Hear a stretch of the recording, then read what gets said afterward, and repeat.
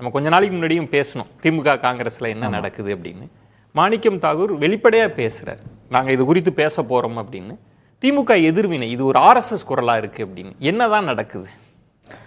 இது கூட்டணி ஆட்சி என்பது RSS குரலாக இருந்தால் அப்போ முதல் கூட்டணி ஆட்சி அமைத்தது வந்து கேரளாவில் EMS நம்பூதிரிப்பாடு.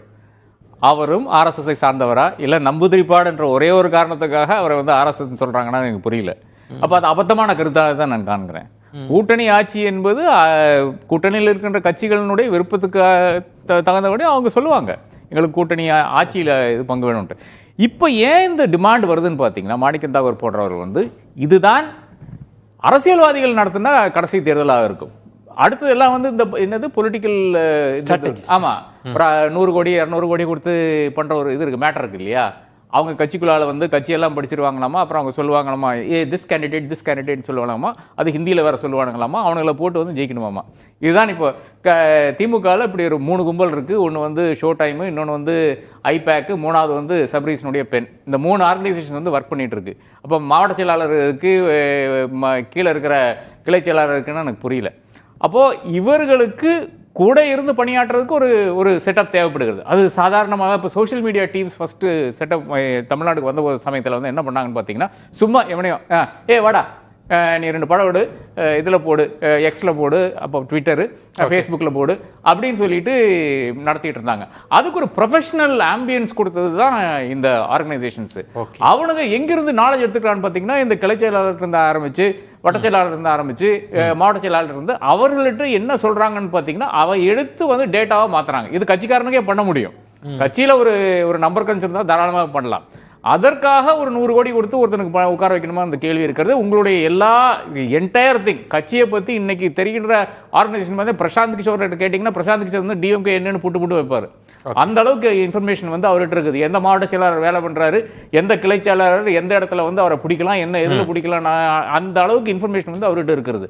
அப்ப இதுதான் அடுத்த தேர்தலில் இருந்து முக்கியமாக இவர்கள் தான் தேர்தலை நடத்துவார்கள், இவர்கள் தான் கட்சியை நடத்துவார்கள் என்ற ஒரு நிலைக்கு வந்திருக்கிறது. ஆட்சியில கூட பல இடங்களில் வந்து ஒவ்வொரு ஸ்கீம்ஸ் வர்றதே வந்து இவர்கள் சொன்ன பிறகுதான் வருகிறது. இல்லை என்றால் இவர்கள் சொன்ன இடத்துல தான் ஒவ்வொரு கட்சி தலைவர்கள் போய் நிற்கிற ஒரு சூழ்நிலை வந்து இப்போ உருவாயிற்று. அப்ப நீங்க சொல்றது பார்க்கிற போது காங்கிரஸ்ல வந்து இந்த டைமை நம்ம விட்டுறக்கூடாது, அப்படி விட்டுட்டோம்னா நமக்கு இனி அதிகார பகிர்வுலாம் நமக்கு நடக்காது. இது ஒரு காரணம். இது ஒரு காரணம். 2வது காரணம் என்னவென்றால், மத்தியில் இருந்து அவங்க சொல்லியிருக்காங்க ஏறி அடிங்க சொல்லியிருக்காங்க. காங்கிரஸ் ஏறி அடிங்கன்னு சொல்லியிருக்காங்க. 2 முறை வந்து காங்கிரஸுக்கு நான் முன்னாடி சொன்ன அந்த கமலஹாசனுடைய இஷ்யூ இருக்குது. அதை தாண்டி கூட 2019 ப்ராமிஸ் பண்ணாங்க, ராஜ்யசபா ப்ராமிஸ் பண்ணாங்க, 2021 ராஜ்யசபா ப்ராமிஸ் பண்ணாங்க. ஆனால் காங்கிரஸ் மாதிரி ஒரு பெரிய கட்சி எழுத்து மூலம் ஆக வேண்டிய அவசியம் இல்லை என்று நினைத்தார்கள். அதனால காங்கிரஸுக்கு 2 ராஜ்யசபா சீட்ஸ் வந்து நஷ்டமாகுது. அதனால அவர்களுக்கு பெரும் கோபத்தில் இருக்கிறாங்க, கடும் கோபத்தில் இருக்கிறாங்க. அதை தாண்டி சில திமுக இருக்கின்ற சில நபர்கள் வந்து அங்க கொஞ்சம் மேனிபுலேட் பண்ண பார்த்தாங்க, காங்கிரஸ் தலைவர்களை மேனிபுலேட் பண்ண பார்த்தாங்க என்ற சார்ஜ் கூட இருக்கிறது. அப்ப கடும்பவம் எங்க வருதுன்னு பாத்தீங்கன்னா, ஒன்னு நீங்க வந்து சீட் ப்ராமிஸ் பண்ணி கொடுக்கல, 2 சீட் ப்ராமிஸ் பண்ணீங்க, 2 சீட்டும் கொடுக்கவே இல்லை. 2வது வந்து எங்களையே மேனிபுலேட் பண்ணி பாக்குறீங்களா அப்படின்றது. நாங்க யாரு? நாங்க தான் மேனிபுலேஷன் என்ன, அது ஸ்பெல்லிங் கண்டுபிடிச்சவங்களே நாங்க தான். எங்களுக்கு வந்து மேனிபுலேட் பண்ணீங்கன்னா நாங்க விடுவாங்க, இந்த கேள்வியும் இருக்குது. இதுதான் கடுங்கோவம் வர்றதுக்கு காரணம். இல்ல இப்ப அந்த இடத்துல திரு ஆர்கே, இதுவரைக்கும் திமுக அமைதியா தான் இருந்தாங்க. கூட்டணி ஆட்சி அதிகார பகிர்வு எல்லாம் பேசுறப்ப இப்போ அப்துல்லா அவர்கள் எதிர்வினை ஆற்றுறாங்க. அது கூட்டணி ஆட்சியே RSS குரலான்றதெல்லாம் விட்டுறலாம். அதுக்குள்ள என்ன தோனினா, கூட்டணி ஆட்சிகள்லாம் நாங்க ஒத்துக்க மாட்டோம், இப்படிலாம் பேசினா இல்ல அப்படின்ற சிக்னல் இங்கிருந்து போக ஆரம்பிச்சிருச்சா? இல்ல, கிடையவே கிடையாது. அப்துல்லா வந்து அவுட் ஆஃப் டர்னா தான் பேசியிருக்காரு. என்னை பொறுத்தவரை எனக்கு தெரிஞ்ச அளவுக்கு இன்ஸ்ட்ரக்ஷன் வந்து யாரும் இதை பத்தி பேச வேண்டிய அவசியமே இல்லை என்றுதான் திமுகனுடைய நிலைப்பாடு.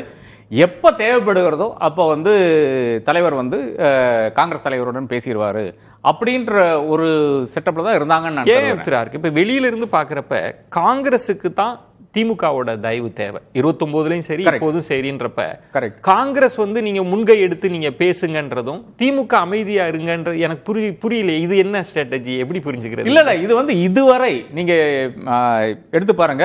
2019 தான் பிரேக்கு பிறகு, அதாவது 2014 பிரேக் ஆகுது, 11லயே பிரேக் ஆகுது. அதன் பிறகு வந்து 2019 தான் ஒன்னா வர்றாங்க. அது ஒரு பயங்கரமான சக்சஸாக இருந்தது. 39 சீட் வந்து ஜெயிக்கிறாங்க, பயங்கரமான சக்சஸ். 2021 அதை விட பெரிய சக்சஸ் ஆஸ் இன் திமுக கூட்டணிக்கு ஆட்சிக்கு வர்றாங்க, 10 வருடத்துக்கு பிறகு ஆட்சிக்கு வர்றாங்க. 2024 வந்து மாபெரும் சக்சஸ் ஆக காணுகிறார்கள். அப்ப இந்த இங்க கேப்பே கிடையாது, இங்க பேசுறதுக்கான அந்த ஒரு இடமே கிடையாது. 2026 ஏன் பேசுறதுக்காக ஒரு இடம் கிடைக்குதுன்னு பாத்தீங்கன்னா, 2021 விக்டரி என்பது திமுகவுக்கு ஒரு மாபெரும் விக்டரி எல்லாம் கிடையாது.